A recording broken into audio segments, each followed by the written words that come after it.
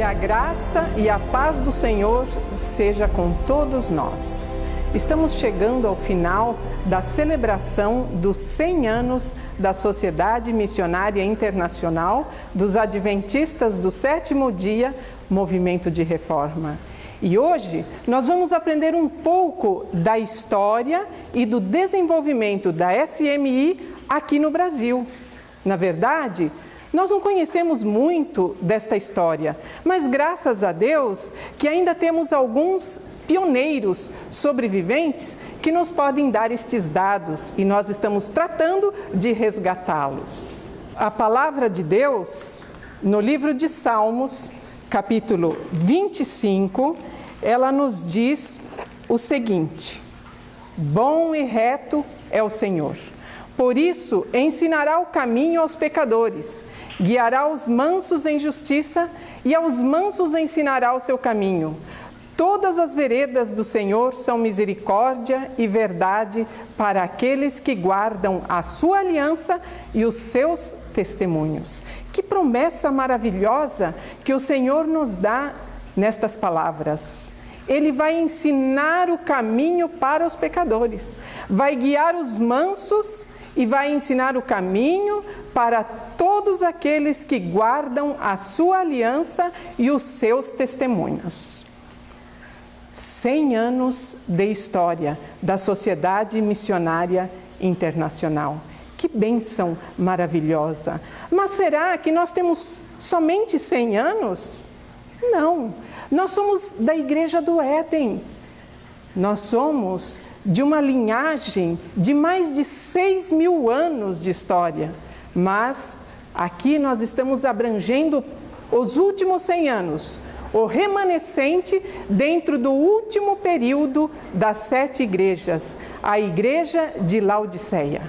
Como nós já temos estudado em semanas passadas, a Igreja de Laodiceia, ela se iniciou em 1844 e se estende até o fim do tempo de graça. Então, sobre esta igreja justamente que nós estamos estudando, sobre aquele movimento que o Senhor chamou à existência em 1844, dando muita luz e trazendo verdades para que este povo pudesse seguir. Nós aprendemos que em 1844, o Senhor trouxe a verdade sobre o santuário, que é o pilar e surgimento do povo do Advento. Em 1847, o Senhor mostrou à sua serva que o sábado era o dia santo. 1848, os malefícios causados pelo fumo e pelo álcool. 1854, a necessidade de que a igreja fosse organizada. Porém, só foi levada a cabo em 1861 e como conferência geral em 1863. 1861, agora o Senhor traz a verdade da reforma do vestuário para a sua igreja. 1863, a reforma de saúde. E esta luz foi progressiva. Ano após ano foram conhecendo novas mensagens. No ano de 1871, a necessidade de que o Evangelho fosse pregado para outros países. 1888, a mensagem da justificação pela fé. Lamentavelmente, neste tempo, a igreja já se encontrava em decadência. E então, a partir do ano de 1909 até 1913, através da sua serva, reiteradas vezes, o Senhor envia uma mensagem sobre a necessidade de um reavivamento e uma reforma. No ano de 1914, aí sim que acontece o rebaixamento das normas da igreja. E então surge o movimento de reforma. Em 1915, em meio àquela guerra, em meio a tantas dificuldades, o Senhor chama a sua serva ao descanso. O berço da mensagem do Advento foi na América do Norte, mas também se estendeu para a Europa. Somente em 1871 é que o Senhor mostrou à sua serva, Ellen White, numa visão, de que a mensagem do advento deveria ser levada também a outros países. Aqui no Brasil, a colonização alemã, ela começou no ano de 1824, ainda na época do governo imperial. E somente em 4 de agosto de 1860 é que a colônia de Brusque iniciou a sua história, quando os primeiros colonos alemães, eles desembarcaram às margens do rio Itajaí-Mirim, e estes colonos, eles eram vindos principalmente da cidade de Baden, Holstein, Oldenburg e também da Prússia. E estes imigrantes, eles mal imaginavam que 35 anos mais tarde, aquele local seria o berço do adventismo no Brasil. Seria o local de um novo nascimento, onde nasceria pioneiros, e inclusive pioneiros da Sociedade Missionária Internacional. Em Brusque, conhecida como Stadtplatz, havia uma venda. Esta venda para nós vai se tornar muito especial. Vendas eram estabelecimentos comerciais, onde se faziam trocas de mercadorias, entregas de correspondências, era um ponto de encontro e reunião para os vizinhos, um local de conversa, de vida social. Eram nestas vendas que os colonos se encontravam. E estamos falando justamente de uma venda que pertencia ao senhor Davi Hort. Davi Hort era um imigrante alemão que veio ao Brasil no ano de 1869. Ele veio com a sua família numa viagem de 91 dias em um navio à vela. E foi nesta venda que chegou pela primeira vez a mensagem adventista no ano de 1884. Davi Hort, ele era o bisavô da nossa querida pioneira do movimento de reforma aqui no Brasil, a minha mãe, Esther Ruth Schelsky, a esposa do irmão Bertoldo Schelsky, que é um outro pioneiro da SMI aqui no Brasil. Davi Hort, ele é considerado o patrono da Igreja Adventista no Brasil. E até hoje, aquele antigo casarão, aquela venda comercial, ainda existe na cidade de Brusque. Um fato curioso, o nome Hort, em alemão, significa rocha, refúgio, fortaleza, salvação. Justamente o que combina com esta mensagem de fé e esperança em meio a este mundo de tanta incerteza. Nesta foto, nós podemos ver a família Hort. Temos ali Davi Hort e a sua esposa, Ana Doroteia. Do outro lado, um dos seus filhos, Adolfo Hort, e a sua esposa, Emma Kreft. Estes personagens se tornarão muito importantes no desenrolar da nossa história. Em Brusque, também vivia um colono chamado Carlos Drefke.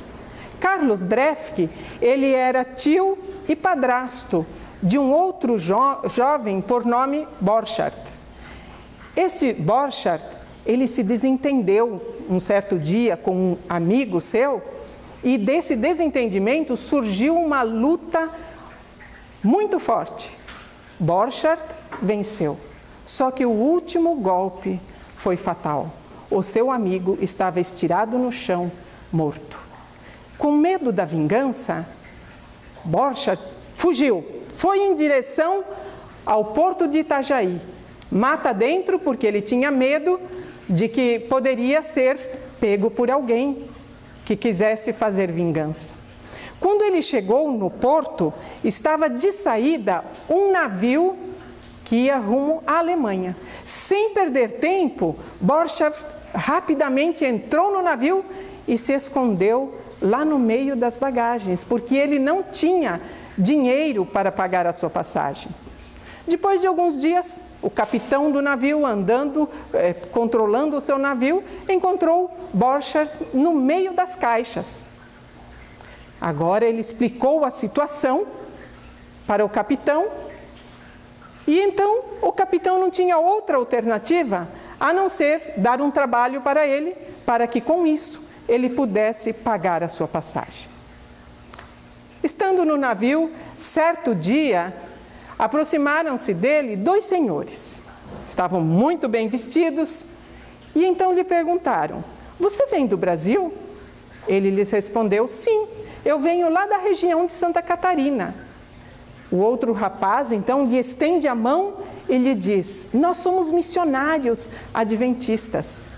Você conhece alguém por lá que pudesse receber uma literatura, nos fornecer um endereço? Porque nós gostaríamos de enviar literatura religiosa para o Brasil."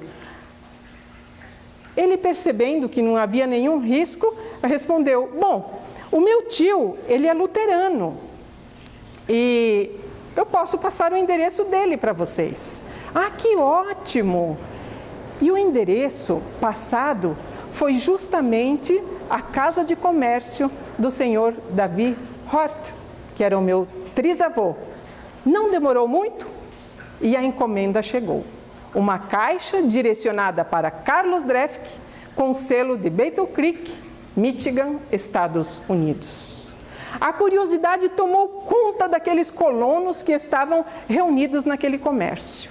E em seguida enviaram um menino pelas ruas de Brusque para que pudessem encontrar o senhor Carlos Drefke. Quando ele chegou, lhe disseram: "Tem uma encomenda dos Estados Unidos para você."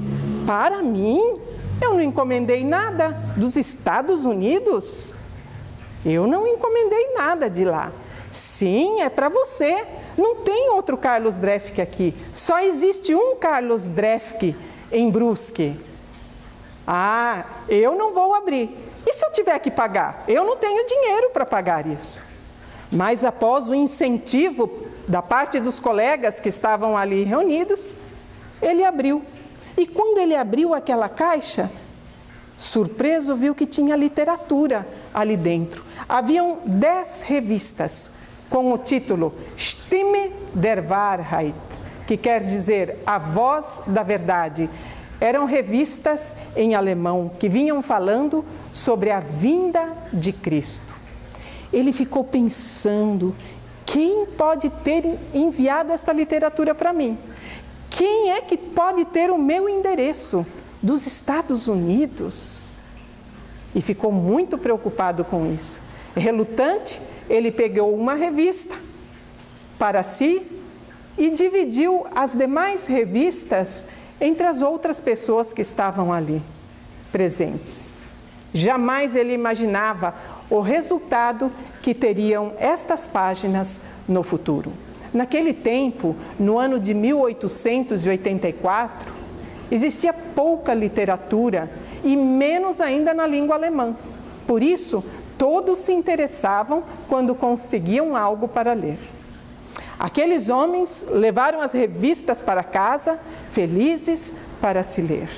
E entre eles se destacou um casal que realmente se interessaram por aquela leitura. O senhor Carlos Drefke não se interessou, por isso ele parou de pedir. Mas como havia outras famílias interessadas, continuaram a solicitar que viessem essas literaturas, porém em nome do senhor Carlos Drefke. E quando ele soube disso, ele cancelou todos os envios futuros. Depois disso, a literatura veio algumas vezes em nome de um outro homem que se dispôs a recebê-las, mas o entusiasmo dele também durou pouco tempo. E, novamente, aquelas pessoas estavam sem poder receber a literatura. Mas havia chegado um professor em Brusque. Ele tinha sido expulso do seu país devido ao vício da bebida. Ele gastava todo o seu dinheiro, toda a sua renda no seu vício. E agora ele se interessou em receber estas revistas, porque com isso ele poderia vendê-las, porque elas vinham de graça, vendê-las para poder sustentar o seu vício. Muitas vezes ele andava ali por aquelas ruas de Brusque, cambaleando, e então as revistas, folhas dela caíam pelo chão. Outros que passavam, agarravam estas folhas e liam. Mas ele também se dirigia para a venda de Davi Hort. E ali ele ia para vender estas revistas e com o dinheiro sustentar o seu vício. Na verdade, ele trocava diretamente em troco da bebida. E o senhor Carlos Drefke, que é o meu trisavô, o que ele fazia? Pegava aquelas revistas, quando vendia suas mercadorias, usava como papel de embrulho. E assim, a mensagem impressa foi distribuída naquela região de Santa Catarina. Os primeiros adventistas que aceitaram a mensagem foi o casal Guilherme e Joana Belz. Eles moravam em Gaspar Alto, uma vila que ficava próximo a Brusque. Abraçaram a verdade do sábado no ano de 1890. A primeira literatura lida por eles foi justamente o papel de embrulho recebido na venda de Davi Hort. Por isso, Davi Hort é considerado hoje o patrono da Igreja Adventista. Quando o primeiro pacote de literatura chegou na venda de Davi Hort, Adolfo Hort, o seu filho, estava ali presente e ele observava tudo o que acontecia. Ele tinha aproximadamente 11 a 12 anos de idade, mas ficava muito atento, observando tudo o que acontecia. Depois de passarem-se alguns anos, ele ouviu a notícia de que em Gaspar Alto havia se formado uma nova seita, a seita dos adventistas. Ele ficou muito irado com aquilo, porque ele era luterano, e ele disse assim: religião de alemão só é a luterana, não é possível. O que ele fez então? O seu nome completo era Georg Friedrich Adolf Hort. Ele tinha fama de valentão lá naquela região onde ele vivia. Ele tinha aproximadamente 20 anos e se havia casado em 25 de junho de 1891 com Emma Kreft, que era filha de imigrantes alemães muito pobres. A Emma trabalhava no comércio de Davi Hort, ali eles se conheceram e se apaixonaram. Adolfo então tomou uma decisão. A decisão dele era que ele iria acabar com aquela seita de Gaspar Alto. Convidou um amigo, prepararam 2 bons cavalos, chicotes e saíram rumo a Gaspar Alto, onde havia uma pequena igreja. É justamente esta igreja que podemos ver nesta foto. Chegaram, apearam dos cavalos, com chicotes a punho, preparados para invadir o templo e espalhar o povo ali reunido. De repente, Adolf Hort ouve o que o pregador está lendo. Parou e disse ao seu amigo: espere um pouco, ouça. O pregador, ele lia justamente as palavras de 1 de João 1, versículo 7. Mas, se andarmos na luz, como Ele na luz está, temos comunhão uns com os outros, e o sangue de Jesus Cristo, seu Filho, nos purifica de todo o pecado. Estas palavras me comovem, disse Adolfo Hort para o seu colega. Vamos embora daqui. E então retornaram novamente. Adolfo, preocupado, ele foi procurar um pastor luterano. Você pode nos explicar o que significa esta seita? Qual a diferença que existe para com os luteranos?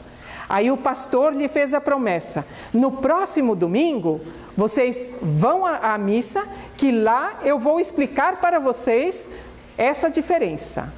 Então Adolfo e Emma, no domingo muito cedo, eles se dirigiram para a igreja. Chegaram nos primeiros bancos para ouvir a explicação do pastor. Quando o pastor explicou, ele disse assim: queridos irmãos, tem surgido em nosso meio algumas dúvidas doutrinárias devido ao surgimento dos adventistas do sétimo dia aqui na nossa região.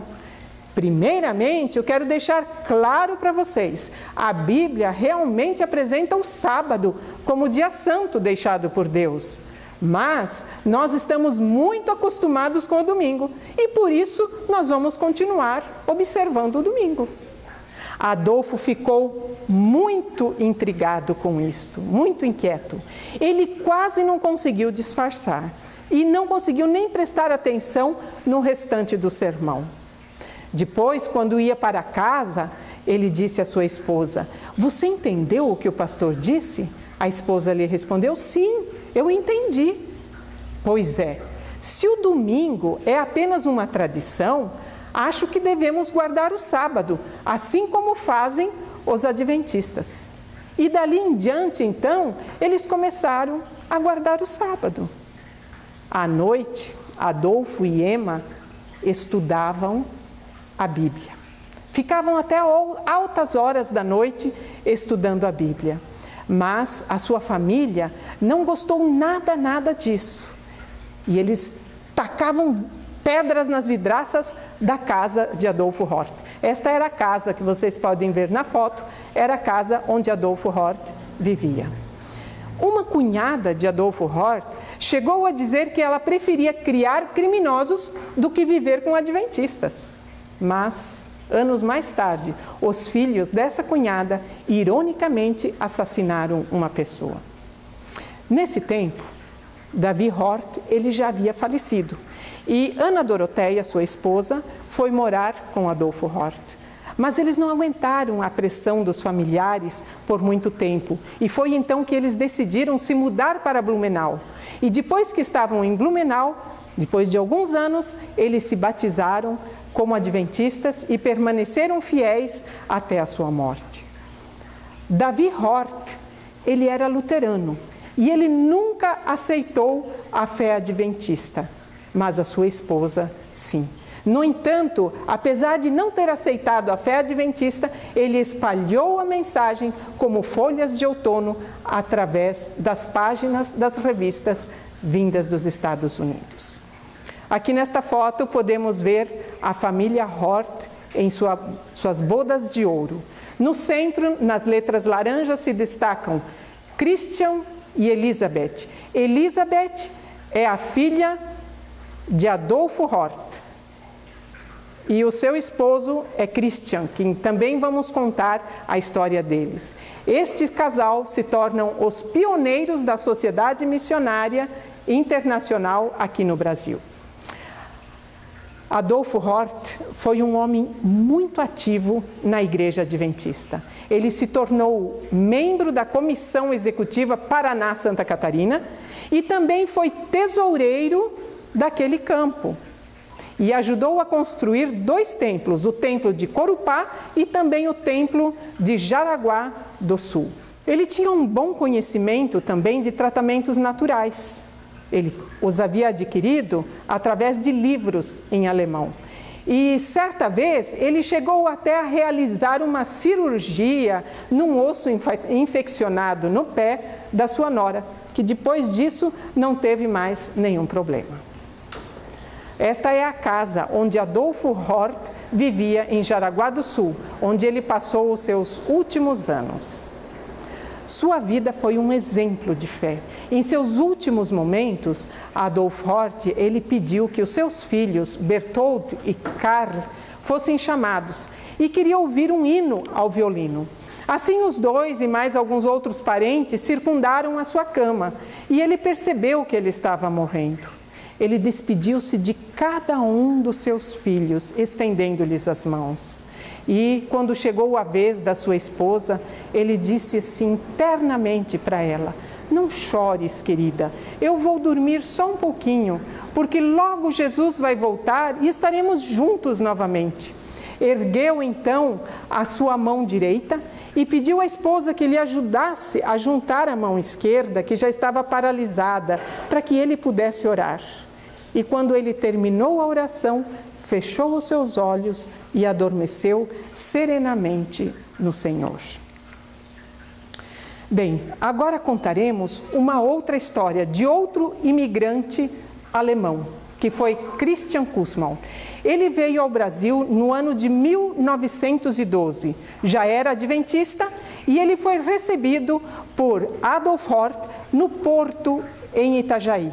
E também foi morar com a família de Adolf Hort enquanto ele estava procurando um serviço. Inclusive, ele ajudou na construção da Ponte Salto sobre o rio Itajaí, em Blumenau, porque ele era serralheiro, né? Mais tarde, Christian Kussmaul, ele se enamorou da filha de Adolf Hort, ali onde ele estava morando, Elisabeth Hort, que então que se tornou a mãe da minha mãe. No ano de 1914, eles se casaram. Christian e sua esposa foram passar a lua de mel na Alemanha, justamente quando estourou a guerra.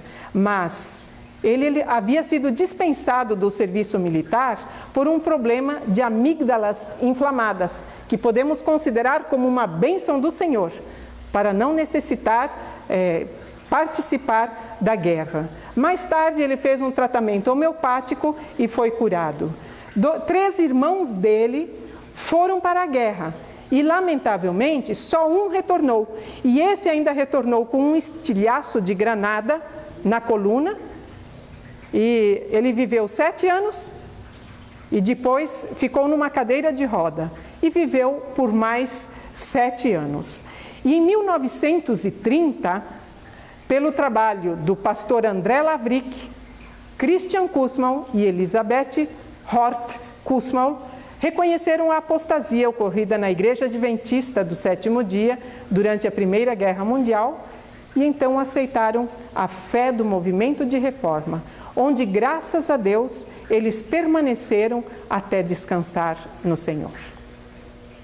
Como descendentes deste casal, nós temos hoje na Sociedade Missionária Internacional, além dos meus pais, Bertold e Ruth Schelsky, com as suas filhas, temos ainda 2 pastores também. Na Guatemala, temos o pastor Alfredo Gessner e na Alemanha, podemos ver aqui nesta foto, um bisneto deste casal, o pastor Adolfo Gessner, que é sobrinho-neto dos meus pais. No Brasil, não foi sentido tão de perto o efeito da transgressão e apostasia da Igreja Adventista, porque os brasileiros, eles não foram convocados para participar da guerra. Somente depois, quando imigrantes fugitivos da guerra ou do pós-guerra chegaram aqui, é que a verdade foi esclarecida. Deus sempre tem uma forma maravilhosa para conduzir o seu povo para que os fiéis se unam. Vamos começar a contar a história de um outro imigrante, agora vindo da Rússia, com a sua família no ano de 1926. Mas era um imigrante russo, porém alemão. O seu nome é Gotthilf Schelsky, pai do irmão Bertoldo Schelsky. Gotthilf significa Deus ajuda. Os nomes em alemão sempre têm o seu significado. E neste caso, destes 2 pioneiros da SMI, são importantíssimos, interessantes. Esta é a família, a família Schelsky. Vemos Gotthilf, que é o pai, a mãe Leontina, os filhos, entre eles Bertold, que é o mais novo e é o pioneiro do movimento de reforma aqui no Brasil. A Primeira Guerra Mundial, ela foi de 1914 até 1918. Gotthilf Schelsky, o meu avô, ele conhecia a lei de Deus, ele já era um adventista. E ao ser convocado pela Rússia para a guerra contra a Alemanha, no ano de 1915, ele tomou a decisão de não participar. Preferiu fugir, ser preso, passar necessidades, separação da família, mas não negar o seu mestre. Vocês podem conhecer detalhes sobre a sua vida e a sua experiência no filme. Assistam ele, vale a pena conhecer as experiências pelas quais estes nossos pioneiros passaram. Por volta do ano de 1922, apareceram 2 comportores na casa de Gotthelf, na Bessarábia. E quando eles ofereceram os livros, ele perguntou: vocês são adventistas? Eles responderam: sim, somos. Eu também sou, disse o irmão Chelsky. Então um deles perguntou: e onde o irmão estava no tempo da guerra? Ah, irmão, eu fui um lebre, eu fugi até a Mongólia. Ali eles me prenderam, eu fiquei encarcerado por 7 meses, esperando a sentença de morte. Até que os bolcheviques ganharam a revolução e eu fui liberto do cárcere e pude voltar ao meu lar. Neste momento, um deles bateu nas suas costas e disse ao outro: esse é dos nossos. Este foi o irmão André Lavric.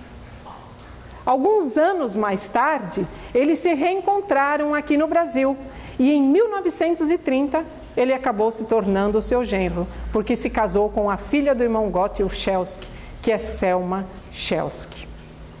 Quando eles chegaram ao Brasil, eles se dirigiram para o interior de São Paulo, a cidade de Nova Europa. Ali eles encontraram também um irmão que professava a fé do movimento de reforma. Ele não concordava com o que a igreja adventista havia feito. Este irmão se chamava Hoffman. E então ali eles tiveram a oportunidade de se reunir.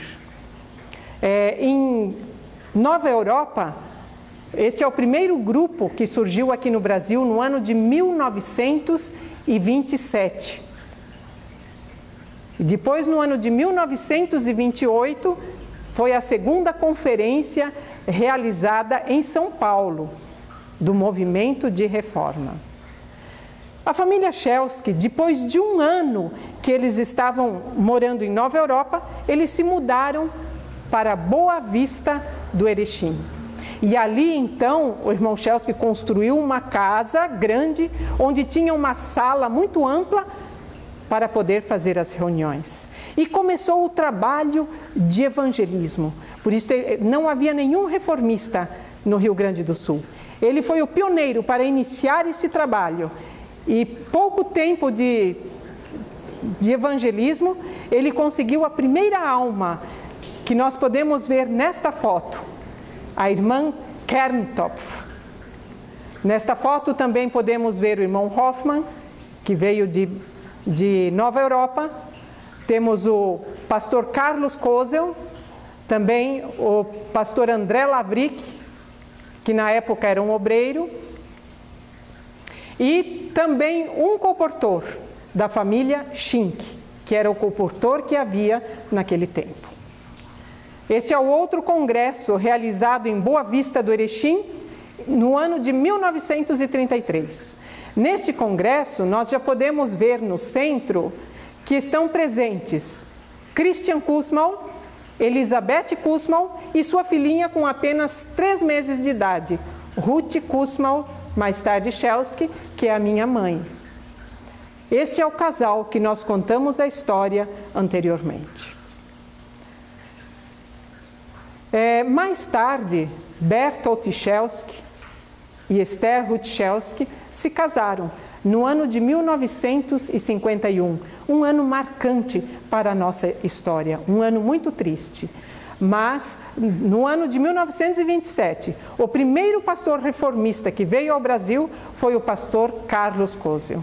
Após ele visitar Erechim, veio para São Paulo. E foi aí que ele colocou o irmão André Lavric, genro do irmão Gotthelf Chelsky, como obreiro, quem se tornou o presidente do movimento de reforma aqui no Brasil. No ano de 1943, a família Chelsky, ou o casal Chelsky, juntamente com o seu filho mais novo, mudaram para Apucarana. E, passados 5 meses, a família Kussmaul também se mudaram para Apucarana. A família Kussmaul, eles possuíam 8 filhos. Então, em Apucarana, se formou uma linda igreja do movimento de reforma. Este foi aos princípios de 43, quando eles para lá se mudaram. Aqui podemos ver nesta foto Gotthelf e Leontina Chelsky, pais do irmão Bertoldo Chelsky. E nesta outra foto, Christian e Elizabeth Kussmann, pais de Esther Ruth Chelsky. Ambos casais se tornaram os pioneiros do movimento de reforma no Brasil, vivendo juntos na cidade de Apucarana. O trabalho seguiu firme, a reforma progrediu rapidamente, sendo que no ano de 1951 já tínhamos mais de 800 membros que eram liderados pelo pastor André Lavric aqui no Brasil. Aqui se vivia tranquilamente, não se sabia nada dos problemas que existiam na Conferência Geral. Os problemas que já vinham surgindo desde o ano de 1948, como já foram explicados em estudos anteriores. Quando soubemos da notícia da separação, conta o meu pai, foi no dia 21 de maio de 51. Lembro-me bem, diz ele, como Giacomo Molina chegou em Apucarana, dizendo que tinha uma notícia alegre. Houve uma separação, a notícia era que o irmão Kozel tinha feito a separação. Ficamos muito surpresos, porque nós conhecíamos o irmão Kozel desde o ano de 1927 e sabíamos que ele era um pastor muito fiel, mas todos os membros confiavam no seu presidente do campo, que era o pastor André Lavric. Mais tarde, o irmão Miller, quem nós havíamos conhecido em anos anteriores, e eu tinha feito uma boa amizade com ele, diz o meu pai, ele me mandou uma carta dizendo que havia acontecido a separação, mas que eles estavam aguardando com a esperança de que pudesse haver novamente a unificação. Como isso não ocorreu, em outubro de 1953, ele veio pessoalmente, juntamente com o pastor Carlos Kozel, que podemos ver nesta foto, Ângel Cavioto e Joaquim Escobar, para aclarar este assunto. E eles foram diretamente à igreja de Apucarana, porque a igreja de Apucarana, ela foi a única que aceitou ouvir a outra versão sobre a separação. Mas quando o pastor André Lavric descobriu que eles estavam em Apucarana, ele rapidamente se dirigiu até lá. Quando ele chegou, foi necessário marcar uma reunião onde ambas as partes iriam expor o que havia acontecido. A reunião, ela se iniciou às 8 horas da manhã e foi até às 15 horas da tarde sem nenhuma pausa. Foi uma coisa muito triste. Eram acusações sobre acusações, principalmente contra o pastor Carlos Kozel. Quando finalmente o pastor Carlos Kozel então disse para André Lavric: irmão Lavric, vamos nos ajoelhar diante de Deus, para que Deus mostre quem é que está falando a verdade. Ah, não, isso não pode, disse o irmão Lavric. Então, o irmão Kozel segurou as suas mãos e disse: irmão Lavric, vamos nos ajoelhar diante de Deus. Então, Lavric respondeu: isso é provocar a Deus.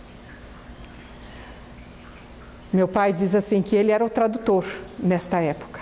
E naquele momento, então, ele disse: se o irmão Lavric não tem coragem de se ajoelhar perante Deus, é porque ele mentiu. Basta, irmãos, já sabemos quem é que falou a verdade até aqui. E a partir daí, então, acabou a reunião, um por um foram saindo e 35 pessoas, elas se puseram do lado do pastor Kozel, do nosso lado, e 15 pessoas aproximadamente creram nas mentiras de Lavric. Depois disso, nós fizemos uma oferta para comprar a igreja, já que nós éramos a maioria, mas o pastor Lavric não aceitou.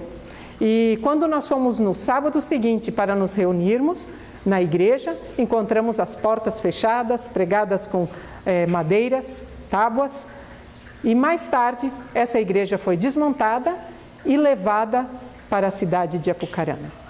Durante algum tempo, nós tivemos que nos reunir em paióis. Vocês podem ver nesta foto, é uma reunião onde nós estamos nos paióis. Até que, mais tarde, conseguimos construir outra igreja no terreno do irmão Valdemar Frauds. Em todas as igrejas do Brasil, o pastor Lavric, que era o presidente, proibiu os irmãos que ouvissem os irmãos Miller, Carlos Kozel, Anger Cravioto e Joaquim Escobar, que eram do nosso lado, os quais haviam vindo para esclarecer o assunto da separação. Portanto, eles tiveram que retornar após fazer o trabalho em Apucarana, onde eles permaneceram por aproximadamente 2 semanas, porque todas as demais portas foram fechadas. Apucarana foi o único lugar onde permaneceu um grupo de remanescentes da Sociedade Missionária Internacional dos Adventistas do Sétimo Dia, movimento de reforma no Brasil, após a separação de 51. Esta é a nossa segunda igreja construída naquela cidade após o ano de 51. Depois disto, o pastor Miller, ele veio da Europa para cuidar dos poucos membros que permaneceram firmes na reforma original. E ele veio, se estabeleceu na cidade de São Paulo, na Zona Sul, por 3 anos. No ano de 1956, 18 de novembro, o pastor Dagoberto Molina fixou sua residência em São Paulo para iniciar um trabalho de desbravador neste imenso país. E em uma visita, quando o pastor Carlos Kozel veio ao Brasil, juntamente com o pastor Dagoberto Molina, eles começaram a buscar um local para a reunião, para que fosse a central. Todos os terrenos estavam muito caros, mas quando eles chegaram onde hoje nós temos a central, o pastor Kozel disse: aqui deve ser, esse terreno será nosso. E ele mesmo fez a doação do terreno para a Associação Brasileira. Deus abençoou o seu povo e hoje temos uma central com o templo para adoração e louvor a nosso Deus. Glórias sejam dadas a Ele. No dia 19 de outubro do ano de 1962, foi realizada a inauguração do templo, juntamente com o escritório, depósito e a casa pastoral, tendo como lema a inscrição: até aqui nos ajudou o Senhor, de 1 de Samuel 7, versículo 12. Podemos ver esta foto, onde está o templo da igreja da Vila Ré, em São Paulo. Aqui é o tanque batismal. O seu trabalho, o trabalho do pastor Dagoberto, neste imenso país, foi maravilhoso. A obra foi levada a diversos lugares, tais como São Paulo, Rio de Janeiro, Juiz de Fora, Placas, Jequié, Porto Alegre e outros mais. Porém, com certeza não foi sem sacrifício. Foi necessária muita renúncia. Ele trabalhava levando o evangelho, finais de semana ele ajudava na construção. E assim foi que o pastor Dagoberto Molina levou a sua vida neste imenso país. Chegou a fazer até 60 quilômetros a pé e também muitas vezes andando a cavalo. Foram 24 anos de luta árdua neste país ao lado da sua querida esposa, que graças a Deus ainda está em nosso meio. No dia 23 de fevereiro de 1981, eles deixaram o Brasil rumando para o Chile, a fim de continuar o trabalho na obra do Senhor. E em março de 2003, retornaram novamente ao Brasil, instalando-se na cidade de Piracicaba, onde hoje ele repousa, aguardando a vinda do Senhor. Após o irmão Dagoberto, diversos pastores ocuparam a presidência do Brasil. São eles, de 1981 a 1983, Gerhard Hunger. 1984 a 1987, Júlio Nestor Sandoya Paz. 1988 a 1989, Avelino Valentim Pacheco Pucchio. 1990 a 1991, Jorge Eliezer Torres. 1992 a 1997, Avelino Valentim Pacheco Pucchio. 1998 a 1999, o pastor Pedro Fidiucchi. 2000 a 2001, Avelino Valentim Pacheco Pucchio e também o vice-presidente Pedro Fidiucchi. 2002 a 2015, Adalício Fontes Souza. Podemos ver que o Senhor, durante todos esses tempos, durante esses 100 anos, Ele tem conduzido a sua igreja. E por que não dizer, durante os mais de 6.000 anos, desde a primeira igreja sobre a terra, Adão e Eva. Quando eles caíram no pecado, Ele proveu a eles um Redentor. Quantas vezes o Senhor perdoou a nação judaica, até eles chegarem ao ponto de apedrejar a Estevão, de rejeitarem e crucificarem o Salvador que havia vindo para salvá-los e resgatá-los deste mundo.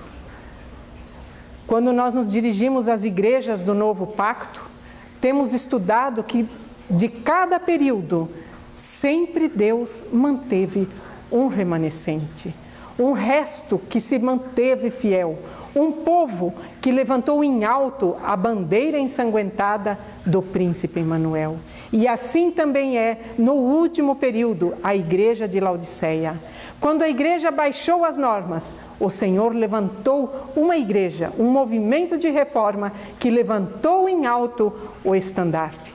E a serva do Senhor diz, no livro Testemunhos Seletos, o volume 2, a página 356, Deus tem na terra uma igreja que está erguendo a lei pisada a pés e apresentando aos homens o Cordeiro de Deus que tira o pecado do mundo. A igreja, débil e defeituosa, precisando ser repreendida, advertida e aconselhada, é o único objeto na terra ao qual Cristo confere sua suprema consideração. Deus tem uma igreja que é seu povo escolhido, que guarda os seus mandamentos. Ele está guiando um povo. Glória a Deus, Ele está guiando um povo. O nosso versículo de introdução dizia: bom e reto é o Senhor, por isso ensinará o caminho aos pecadores, guiará os mansos em justiça, e aos mansos ensinará o seu caminho. Todas as veredas do Senhor são misericórdia e verdade para aqueles que guardam a sua aliança e os seus testemunhos. Jesus, queridos amigos, queridos irmãos, é o único caminho. Disse-lhes Jesus: eu sou o caminho, a verdade e a vida. Ninguém vem ao Pai senão por mim. Que nós possamos ser parte destes que aceitam a Cristo como seu caminho, destes que levantam em alto a bandeira ensanguentada do príncipe Emanuel, deste resto dentro da igreja de Laodiceia. Amém.